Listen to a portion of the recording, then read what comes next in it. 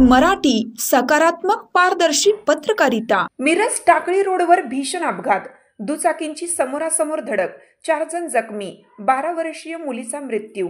मिरज टाकळी रोडवरील रविवारी एक भीषण अपघात झाला असून 2 दुचाकींमध्ये समोरासमोर झालेल्या धडकेत 5 जण जखमी झाले। या अपघातात गंभीर जखमी झालेल्या 12 वर्षीय मुलीचा उपचारादरम्यान मृत्यू झाला आहे। या अपघातामुळे परिसरात एकच खळबळ उडाली असून काही काळ वाहतूक ही विस्कळीत झाली होती। मिळालेल्या प्राथमिक माहितीनुसार या अपघातात अनुष्का परशुराम म्हेत्रे वय 12 हिचा मृत्यू झाला। अपघातानंतर तिला तात्काळ मिरजेच्या सिव्हिल हॉस्पिटलमध्ये दाखल करण्यात आलं होतं, मात्र उपचारादरम्यान तिचा दुर्दैवी मृत्यू झाला। या अपघातात तिचे वडील परशुराम कल्लाप्पा म्हेत्रे, आई सावित्री परशुराम म्हेत्रे, भाऊ अथर्व परशुराम म्हेत्रे हे तिघेही जखमी झाले असून त्यांच्यावर मिरज शासकीय रुग्णालयात उपचार सुरू आहेत। दुसऱ्या दुचाकीवरील राहुल नंदकिशोर भालेराव हा देखील जखमी झाला आहे। अपघात इतका भीषण होता की दोन्ही दुचाकी वाहनांचा अक्षरशः चुराडा झाला आहे।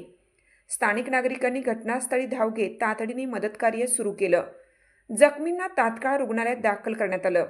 दरम्यान अपघातग्रस्त गाडीवरील राहुल भालेराव यांनी मद्यप्राशन केल्याची प्राथमिक माहिती मिळाली असून त्याबाबत पुढील तपास सुरू आहे।